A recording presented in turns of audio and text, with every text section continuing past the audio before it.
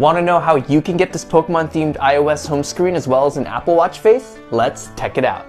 After downloading the wallpaper and images in the link below, go to the Shortcuts app, which is free, and then tap on the plus button. Here, you tap Open App and choose the app that you're trying to replace the icon for. In this case, we choose Amazon. Then tap on the top and do Add to Home Screen. Bottom left, tap, and then choose the icon you're trying to replace it with. Then rename this to the app that you are replacing, which is Amazon in this case. And there you go, it's on your home screen. Make sure the wallpaper is set to, and you're good to go. After downloading the watch face in the link below, download the Clockology app, which is free in the App Store. Go to the second page, tap on the top, and then tap the watch face from your files.